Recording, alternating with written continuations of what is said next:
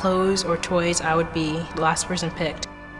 The fact that I had vitiligo, they didn't understand what it was, and they just thought it was so abnormal. They would call me the devil's child. You know, I just felt like I'm just gonna die here. One day I found a magazine right outside the gate. It had a dancer on it, and when I saw it, I just thought, wow. She was like my hope to continue going and living. When I found out I was gonna get adopted, I didn't know where I was gonna end up. A woman from America took me home with her, and I became part of her family. I was surrounded by so much love that maybe it was too much, but it was great in just the fact that I was able to be myself. And it was such an amazing feeling to feel like you were free. I can't believe I'm here.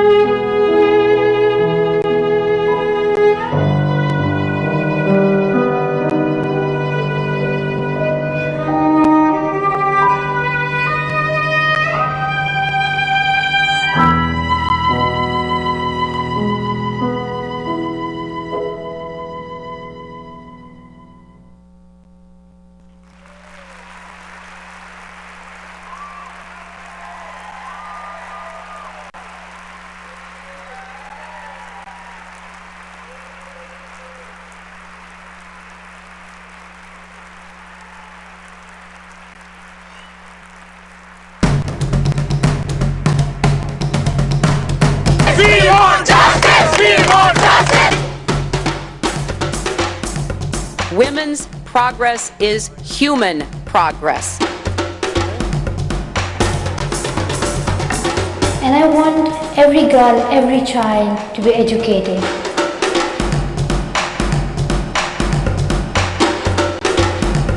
Don't wait, just jump on it. Do it, because there will be no tomorrow. This is the time.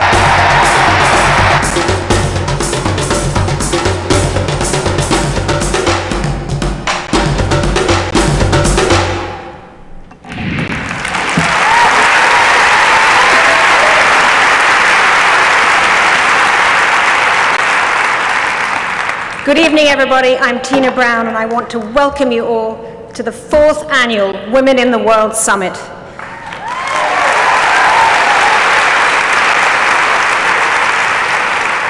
Wasn't Michaela de Prince just exceptional out there? She's going to be opening next week in the inaugural season of the new Dance Theatre of Harlem Company, and you'll hear more about her astonishing story, her life journey tomorrow. Once again, we've filled this theatre with women and girls. Hello, Barnard Women. Hello, Columbia, CUNY, Georgetown, NYU, Harvard, Penn State, and Rutgers.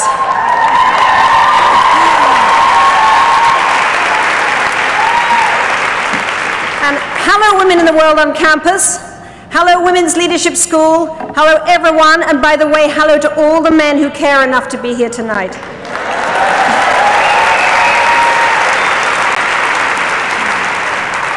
Thank you. Your presence is very, very important. I must open this fourth summit with enormous thanks to those who've helped to make it possible. Our presenting sponsor, Toyota, our leadership sponsors, AT&T, Bank of America, the Coca-Cola Company, Liberty Mutual Insurance, Merck for Mothers, and Walmart. And our supporting sponsors, Mary Kay and Thomson Reuters. Thank you so much.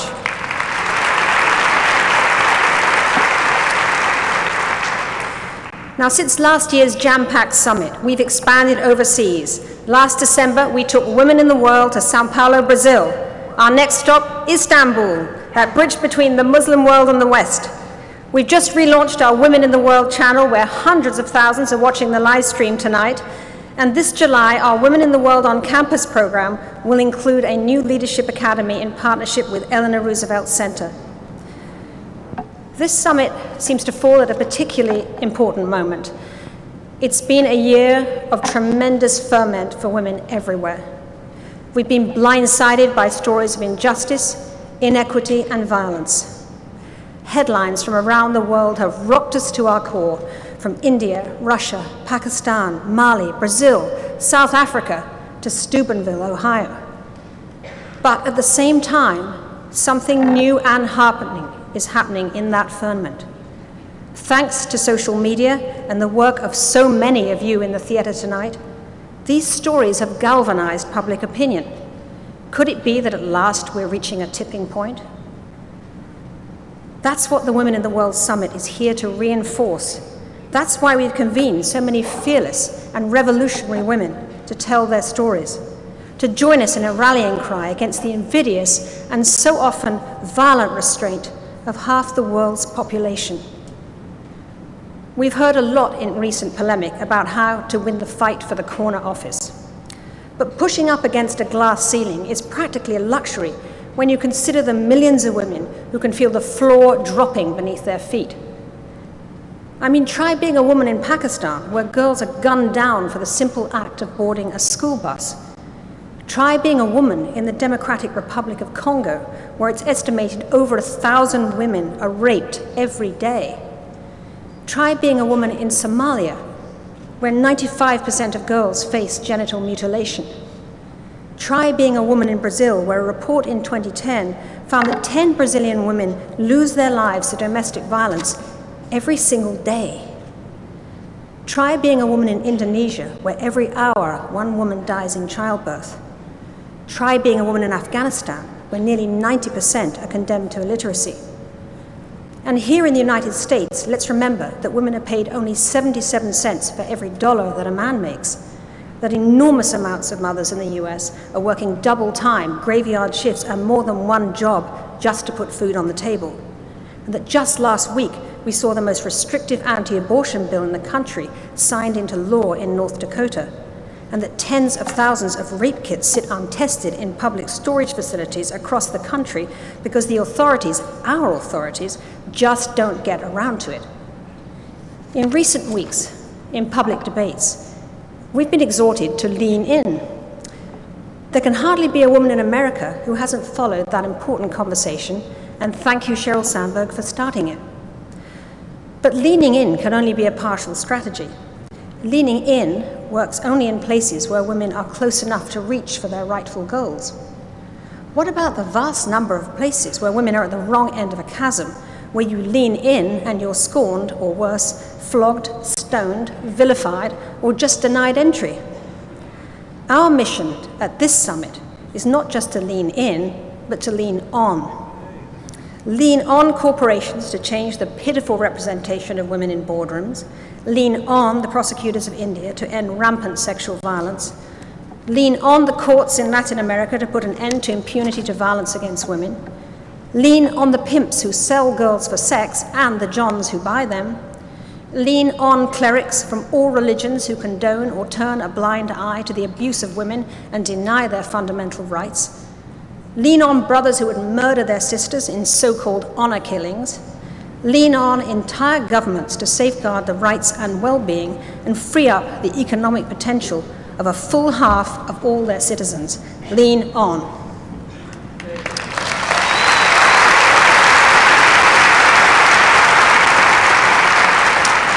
So over the next 2 days, you're going to hear from many brilliant, brave, and resourceful women who have leaned on and who have each forged a trail in their own ways. Let's begin by welcoming the first of our magnificent co-hosts, a woman who has done more for women than almost any woman I know, Ambassador Milan Vever.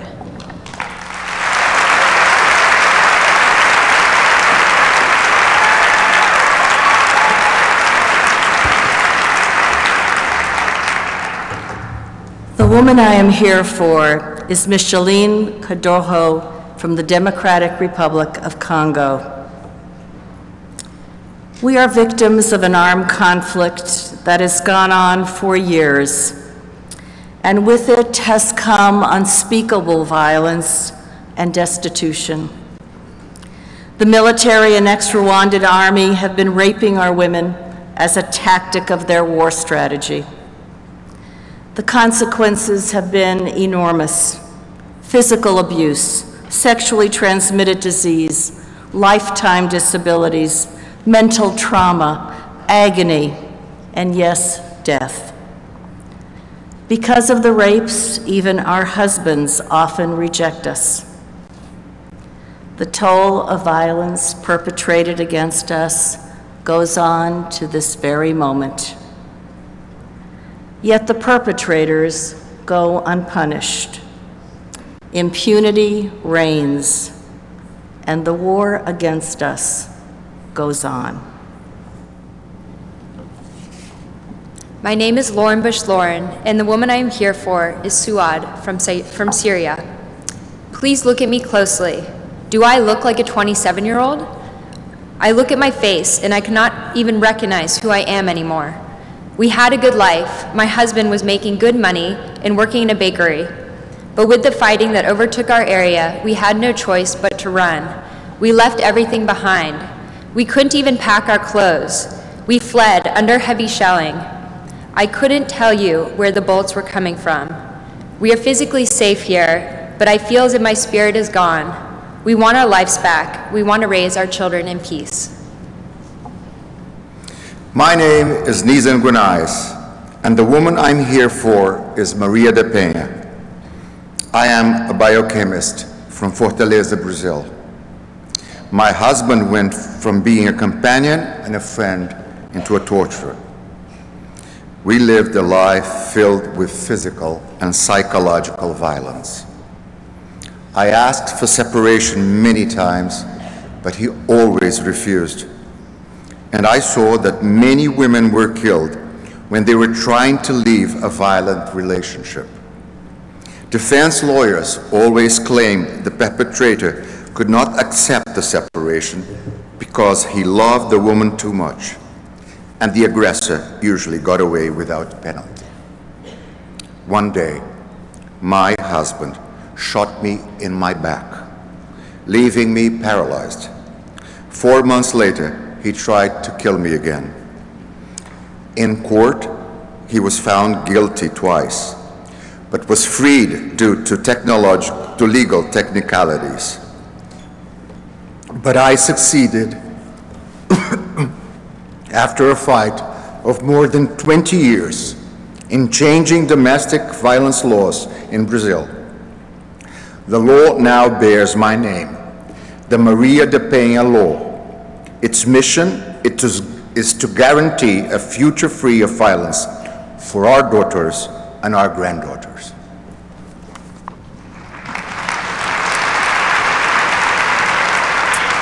My name is Maya Harris, and the woman I'm here for is Delmi Palencia from Mexico.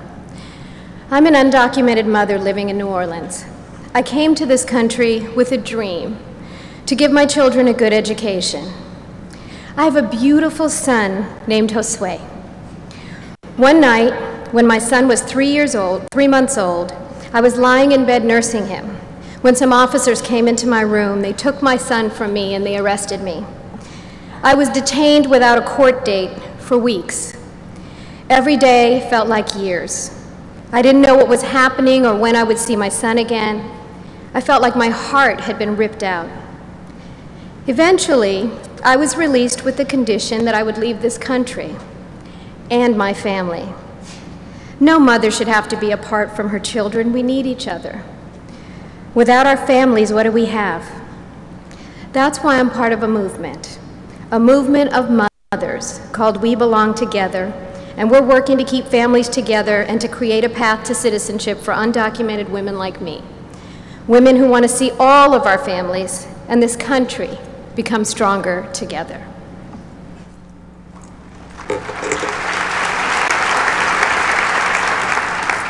My name is Diane von Furstenberg, and the woman I'm here for is Najoud Ali from Yemen.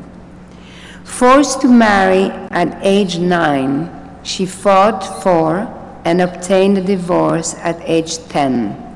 She has since returned to school. Here's what she says. I sit down again at my desk. I can't help heaving a sigh of relief. I'm in my green and white uniform. I'm one of the 50 girls in my class. I am a pupil in the second year of primary school. I have just started class like thousands other Yemeni girls. Today, I finally feel I have become a little girl again, a normal girl like before.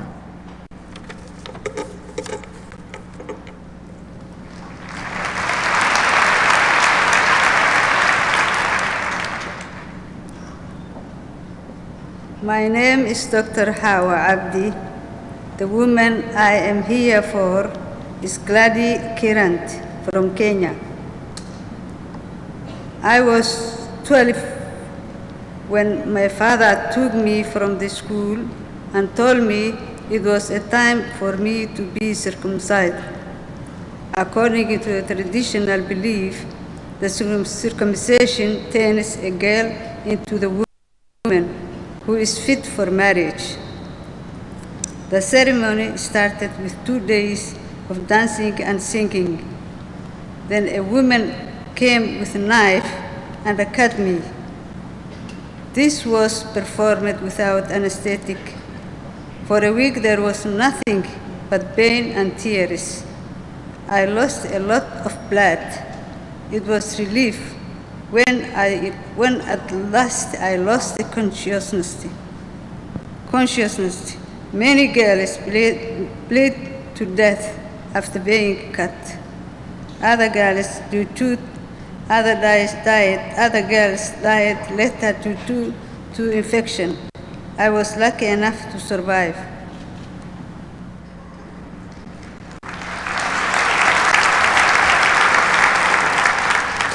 My name is Jane Harmon, and I'm here for my daughters, granddaughters, the incomparable Tina Brown and Marianne Ibrahim, a political activist in Egypt. The truth is, if you were in the square, you would find women on the front line. They were fighting next to men. And this changed behavior as well. For several moments in the square, there were no sexes, just Egyptians. If you were able as women to actually be in the field, on the ground in huge numbers to make a change, we can do that again. We just need to move from Tahrir Square to the political square.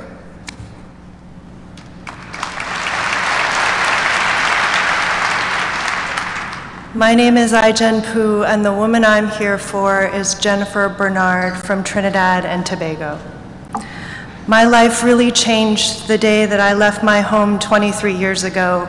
I embarked on a journey which has brought me to a place that I never anticipated, working in someone's home as a nanny. My first job was in New Jersey with a family that had 2 teenage girls. I lived in and was supposed to have weekends off, but somehow I was expected to stay and work on weekends without notice. I felt trapped. At the end of a long week, I looked forward to going home, but I couldn't. One Friday, my employer refused to pay me if I didn't stay.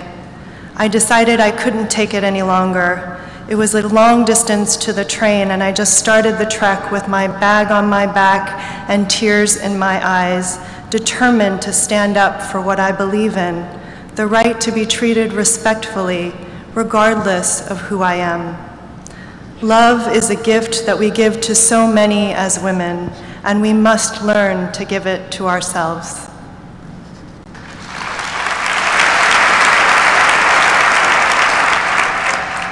My name is Julie Hamp, and the woman I am here for is Nazrin Sotuda from Iran. She is a human rights lawyer serving a 6-year prison sentence for defending activists who opposed the disputed elections. This is an excerpt from a letter that she wrote to her daughter from prison. It was my desire to protect the rights of many, particularly the rights of my children and your future, that led me to represent such cases in court. I believe that the pain that our family has had to endure over the past few years is not in vain. Justice arrives exactly at a time when most have given up hope. My only wish for you is a childhood full of happiness and joy.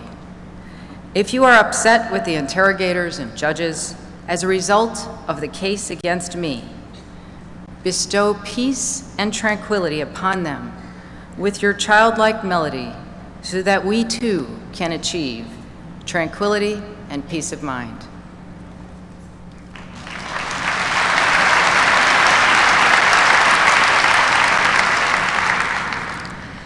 Hello, friends.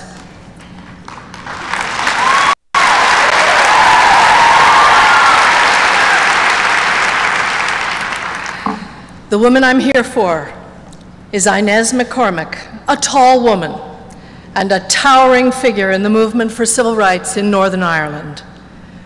A feminist, a humanitarian, a human rights advocate, and one of the great peacemakers of Northern Ireland. She was the first female official in the National Union of Public Employees. She was the first woman to serve as an official of Unison, which is the largest union in Britain. And she was the first female president of the Irish Congress of Trade Unions. And you know what she said about all this? Well, there's no fun in being the first woman in anything. Inez McCormick's special joy came in representing the rights of the excluded ones. That's how she first came to union organizing. She was let go from a job as a social worker in West Belfast for daring to question the treatment of the most desperately impoverished people in her district. So she began a campaign to reevaluate the work of these people that she called the invisibles. Most of them women, most in low-paid jobs, caregivers, custodians, cleaners. She became their advocate, their voice, their cheerleader, their champion, and their colleague. My relationship with Inez began the same night as my relationship with women in the world, 3 years ago when the first summit opened with a play called Seven. Seven is a play comprised of the stories of 7 women activists, real people from all over the world who have put their lives on the line for disenfranchised people. And every word in the play is taken from the testimony of these 7 women, and it was my honor that night to portray Inez McCormick. As the first female to lead Northern Ireland's trade unions, Inez revolutionized the cause of equal pay for equal work that radical notion that hasn't made its way over the ocean yet. And she was especially proud of her early fight for the women who cleaned commercial buildings. This is Inez from the play Seven. And one meeting, the bosses were talking about cutting the budget for cleaning and how that was essential for good finance. So I looked around at all of them, all the gray suits across the table, and I asked, does that mean that you're going to cut your pensions and your benefits as well? Because 100 of you costs as much as 10,000 of these women. And when peace came closer for Northern Ireland, Inez demanded that the Good Friday Agreement include explicit provisions for gender equality and human rights. This is again from Seven. What I would like to see in this Good Friday Agreement is some provision that requires any public policy to be tested with its impact on the most invisible. And secondly, that requires that the most invisible be involved in that measurement. So we all went out and campaigned for participation, and finally we got it through. Only through participation can rights be realized and kept. One day I was working in my Participation and Practice of Rights project with a group of women in North Belfast, and we're sitting round together in a small dark room in a community hall, and the sewage is coming up in the sinks. And these women, they've survived the worst, you know. And we're reading the Declaration of Human Rights out loud till we get to the word inalienable. And then I can hardly say it myself. It's hard to pronounce, so they all start laughing, and they think I'm saying alien, and they think I'm talking about outer space. And I said it's hard to spell, too. But what does it mean, anyhow? One of the women asks. That word, inalienable. Well, it means that the rights that we're reading about, they're part of every human being. Well, what do we have to do to get these rights? Well, they're yours, I said. They belong to you because you're a human being. And she looks at me, amazed. Well, that's the best fucking kept secret in the whole world, so I'd like to say.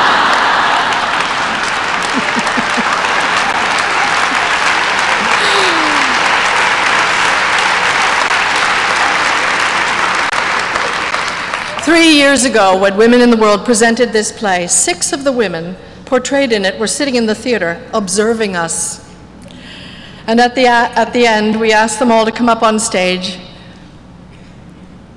I know I speak for all of the actors in the cast that night to say that we were genuinely humbled, awestruck, and truly inspired by these real-time living heroines of our history.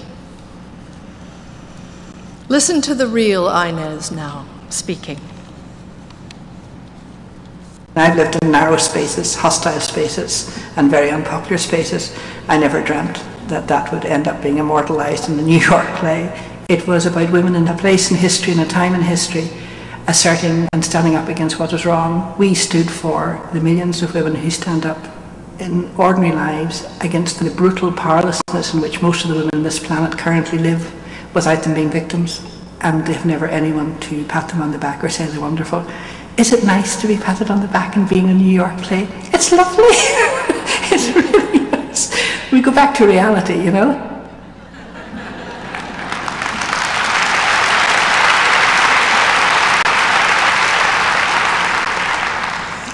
Just 10 weeks ago, I'm sad to say, Inez succumbed to cancer at the age of 66.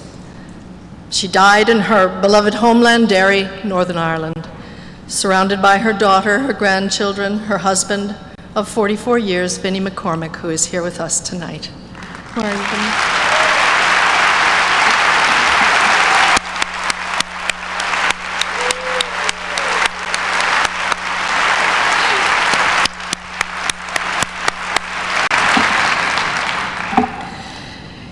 Vinnie knows better than any of us the courage that Inez carried with her throughout her life, along with a powerful tenaciousness and a loving optimism and a belief in the strength of example. One life can stand for the benefit of many, but everyone must participate. Inez leaves us with a legacy, which is a prod to action, a call to arms, to link arms. Stand together with those who've been abandoned. Inez McCormick, her great heart beats on in us.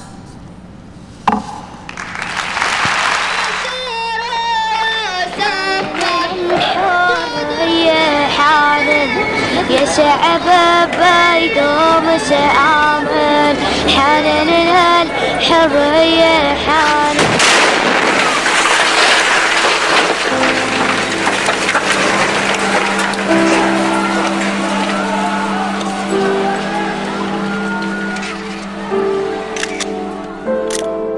Syria is destroyed now. It's true. It's true, but now we've got one thing that's worthy, that we can talk and express our opinions about anything. I mean, that's really worth all this sacrifice. We're gonna build this whole country again from scratch, from zero, and it doesn't matter how long does this last, because really all the males and females of this country are willing to build it again and even better than it was before. Good evening. My name is Barbara Walters, and we're going to talk about Syria. Thank you. And we're going to talk specifically about the women of Syria. There was a man who was a genius who was the head of ABC News, whose name was Rune Knowledge, and he put the Olympics on. And what he used to say about the Olympics was, tell me why I should care. Tell me about these individual people and why I should care. We're going to tell you tonight why you should care about the women of Syria. And I have two women representing the thousands of millions of women who can tell us why we should care and what the conditions are like. First, Mouna Ghanem. Mouna is, am I pronouncing your name right? Right. So far, so good. Mouna is a medical doctor. She once headed up the Syrian Ministry for Women, and now she is the leader of a group opposing the Assad regime. She was in Damascus just last week. Right. I was in Damascus a year ago. It seemed fairly safe, is it? That was last year. Now life in Syria, in Damascus in particular, is very difficult compared to last year. Well, the whole country is now, isn't it? Yeah. And also with me, Zainab Salbi, a native of Iraq during the dictatorship of Saddam Hussein. And she is the founder of Women for Women International, dedicated to women affected by war. She's just published her third book, If You Knew Me, You Would Care. Well, I know you and I care. Her father, by the way, was Saddam Hussein's pilot. And before she was 20, this is just a little background tidbit, she was forced to marry a man that she didn't love to get her out of the circle of Saddam Hussein. You're out of that marriage and out of Iraq and out of Saddam Hussein's circle. I'm much happier. Right? Okay. I want to talk a little bit about one of the women of Syria who is the most mysterious, and that is Asma, the wife of Bashar al-Assad. I have met her before. I went to Syria 4 times, and the last time that I was there, I was doing an interview with President Assad, and I met her privately. When I came back to New York and showed the interview, I was told I could not show her picture, and nobody seems to know where she is and where she's disappeared to. Does anybody know? The beautiful Asma al-Assad? I think she's still in Syria. I think she's still there, yeah? Well, it was interesting that I was not allowed even to mention her. I just want to show you, before we talk, a little bit of an interview I did a year ago. This was after the brutal crackdown had begun, and Assad was saying, no, no, no, it's not the government, it's, you know, it's other people. What torture? What are you talking about? What do you know? You know, you're just being duped. Let me show you just a couple of seconds of that interview, and then we'll launch into the women, okay? There was no command to kill or to be brutal. People went from houses to houses. Children were arrested. I saw those pictures. But to be frank with you, Barbara, I don't live here. How did you know all this? We have to be here to see. We don't see this. So it cannot depend on what you hear in the United States. I saw reporters who brought back pictures. Yeah, but how did you verify those pictures? Yeah, so it's that's why we are talking about false allegations and distortion of reality. Yeah, so I was duped, along with the rest of the world and along with the million killed and tortured in Syria. So I want each of you to tell me, because we are talking about women all around the world, why should we care in particular about the women of Syria? Do you want to start with me, Zaid? Well, if we want to have a stable Syria, we need to care about women in Syria. In my opinion, they hold the only hope in Syria. There are more than 1 million refugees in Syria, 80% of which on average are women and children. Out of the 70,000+ Syrians who have been killed, the majority of which are women and children. Of all the fighting factors and all of these things, the only ones who are not killing and raping and pillaging are women, and the only ones who are keeping the possibilities of hope for a peaceful Syria, to keep a country that is known to being secular and educated and civil countries, the ones who hold that hope are women. That's why we need to care about women. Is what we want most, Mouna, to overthrow Assad? I think the first slogan appeared by the Syrian people when they went to demonstration, they want freedom and justice. And I think what is happening now to women in Syria is a reflection of what will happen in the whole region in the future. Women issue is not only a gender issue. Women issue is a security issue. It's a foreign policy issue. So I think we should always focus on how we could bring democracy to Syria, and not only how to get rid of one dictatorship and replace it by another one. We should focus on how we bring security, democracy, freedom to Syria. But women are not in the negotiating process. No, they're not. not. It's like, we'll negotiate, but we don't really need you. So how do we get them involved? Women should be involved at all stages, because again, women involvement is a reflection if we are going to achieve democracy or not. And I have a slogan with my organization that there is no democracy without women. So if we are talking about achieving democracy for Syria or for all Arab Spring countries without women, this is only a lip service. This will not help, the democracy will not have the political system in the region. But let's put that in perspective. There are only 4 women in the Syrian opposition or the interim government out of 73 men. Increasing that number of women representation is not only Syrians need to do it, the oppositions need to do it, as well as the Americans and the international community can help in pushing that issue away. We hear about women being raped.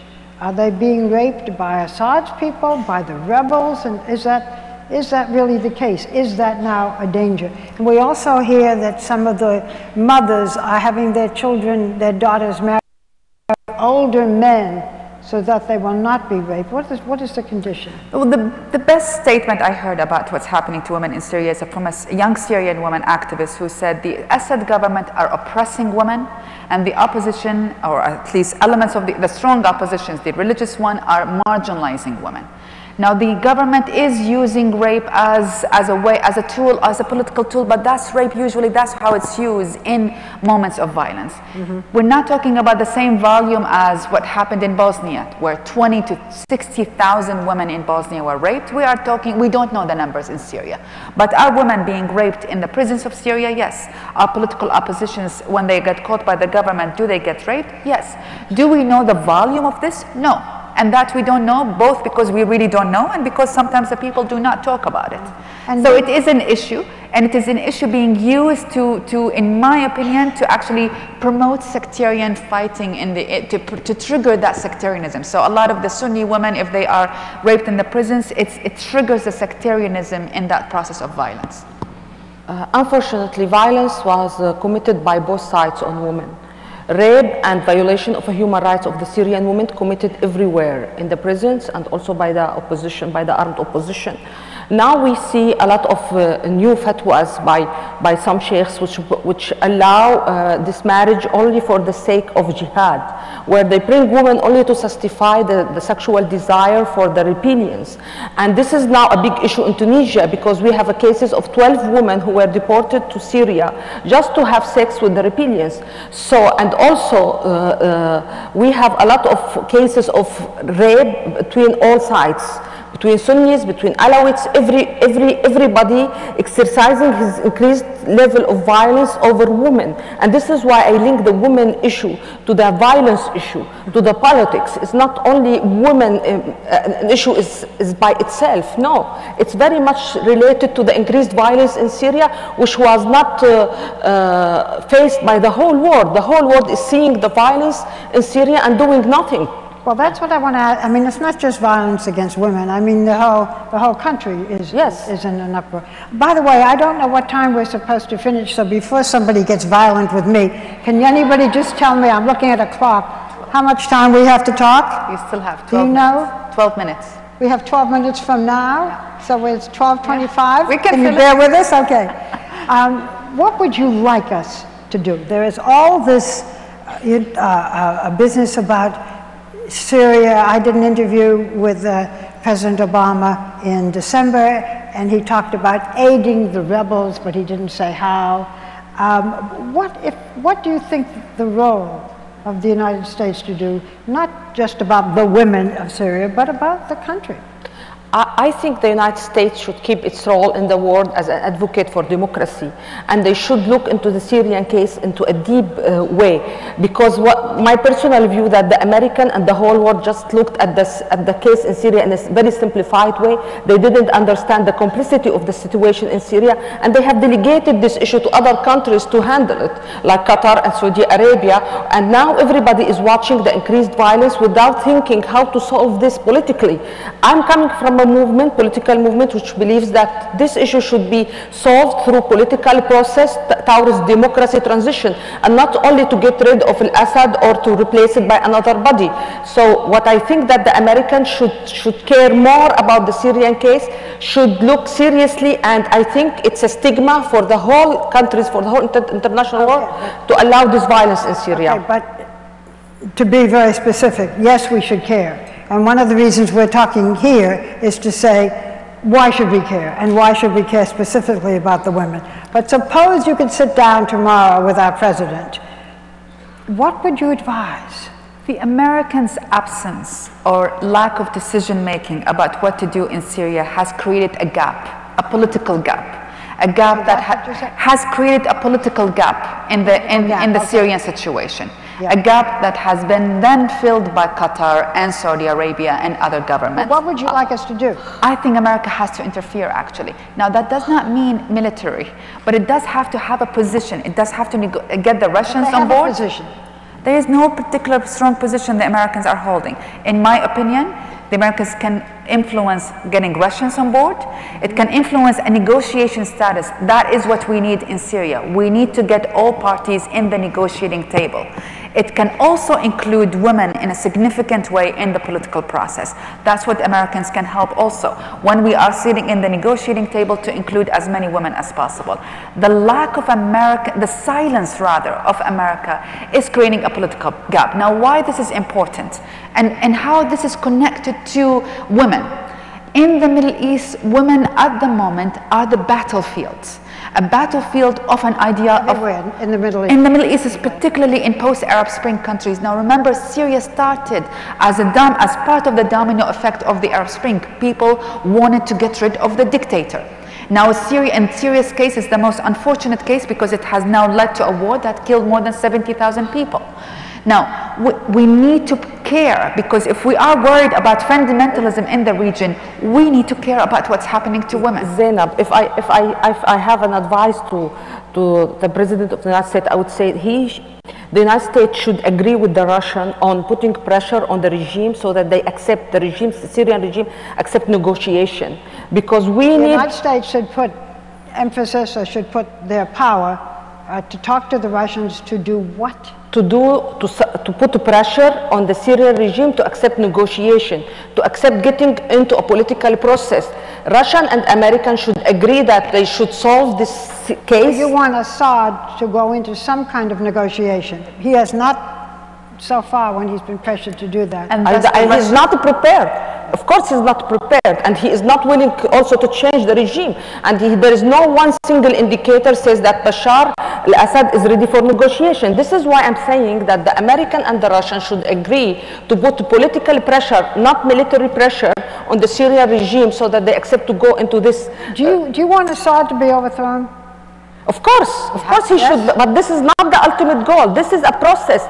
I want him to go because he's an obstacle towards achieving democracy. But you want him to go in a democratic way. You don't want him to be pushed out. I want the regime. My focus is the regime, which is a symbol for the dictatorship, not only one person. I want the regime to be involved in the transitional period and not leading this transitional period toward achieving toward democratic life in Syria. What Assad holds is a tension that we're seeing as a consequences of the Arab Spring. Tunisia happened. Egypt happened, Libya happened, and it was a domino effect, right? It reached Assad. He has to leave. If he doesn't leave, he's a holding block. But yes. How does he leave? The Syrians should decide through a negotiation table how he is going to leave. Right. The reason she wants negotiations is because the one power that's rising up more strongly than the others is the Islamist power. And so if he's overthrown in a military way, then the one rising power in the region, not only in Syria, in the region, is the Islamist power. What the Islamists are doing, the first thing that they are doing is attacking women. Now, if we think of women as a bellwether for the society, we need to pay attention to what happens to them. So the devil you know sometimes is better than the devil no. But if Assad, well, that's sort of... We all want Assad to leave. You know, if the Islamists come in and we're talking about women and they are worse for women, there are people who do say, well, I mean, Assad is terrible, but what will happen to the country when he goes? Civil war, this and that, women... No, he should go in a way that doesn't cause disintegration of the country. If we believe that if Assad overthrown by power, and I don't think this will happen, I think the whole country will disintegrate it, and this is will affect... Do not overthrow him by power. He has to be overthrown. He has to leave by negotiation. He has to leave by negotiation, and this should be decided by Syrian people. And what we think that he should be involved, the regime should be involved in the transition period, but not leading the transitional period. And then should be preparation, a very short period for preparation for election, and then we can really go to achieve democracy. And what we think that we should work against everything which face us or prevent the Syrian people from achieving democracy and social justice, human rights. And this include al-Assad and the other jihadists and other group who is important to us by Qatar and by Turkey and by Saudi Arabia. The reason she wants Assad, in my opinion, to move through transition as opposed to force is because then there is a possibility of a real sectarian war. And it's not possible. We have been fighting. We have been fighting for 2 years by military forces. It's not possible. Now we have balance of power on the ground. I'm coming from Damascus. I'm coming from the country. I see that there is a balance of power, and there is no way that we can win military over this regime. What we are talking about, and what has been said, is you get rid of Assad, you have a civil war. You have all of these different tribal sects, including his own, which is a minority sect. And unless he leaves and there's negotiations from your lips to whoever, nothing's going to happen. So if you can see any solution, I'm giving you a lot of power and 3 minutes to answer, what would you suggest? Honestly, I would get all the women from all the sides getting together in a room for a week, and I would listen to what the women have to say. And I'm not only being symbolic, I really would listen to what the women have to say. I think women have a grip on a situation, on a daily situation. Yeah, but how are you going to do that? No different than what the Liberian women have done. I'm doing this. We have established a movement called Syrian Women Make Peace, and this movement includes women from all political background, from all sectors, from all religious, from all walks of life in Syria. And we agreed that we need to raise our voice and to tell the whole world that we really need peace. We are tired of being killed, raped, displaced, and being refugee. Myself, I have two little boys in a refugee camp in Europe. I didn't live with my children for 1 year because I stay in Syria, they are in the camp. We want peace to be achieved, and we want democracy, not only peace. And we have to do this in a very, very delicate way, that we ensure that we achieve what we want without replacing the regime. Through negotiations. Yes. Yeah. We have an audience here of people who really care and who are active and who are involved, and we are talking not just about women of Syria, but about Syria.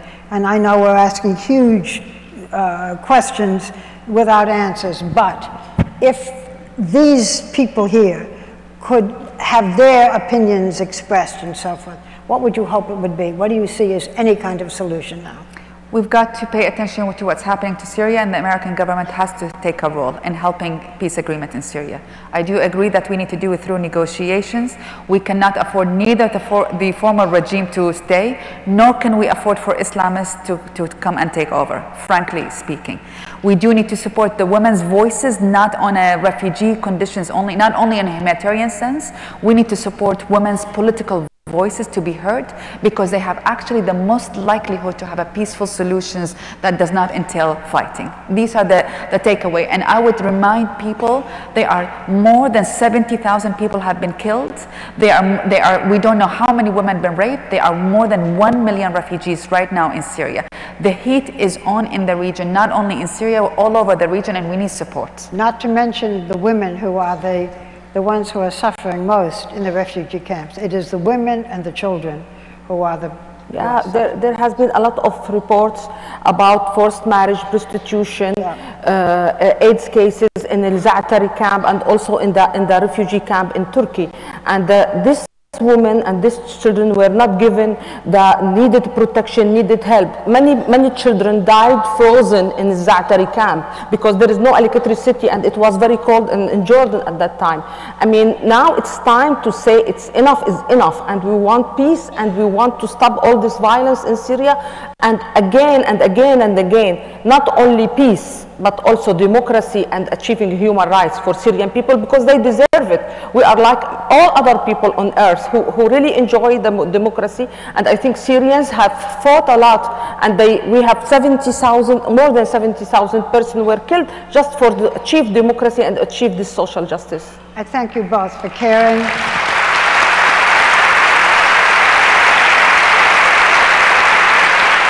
Well, you can see how they feel. Not just for caring, but for actually doing things about it. Both of you, very brave, having been in that country, and it's a beautiful country, by the way, and seeing what is happening. And so far, we have not really been that active even in the negotiations. I appreciate your talking with us. I'm sure you do as well. Thank you for your time.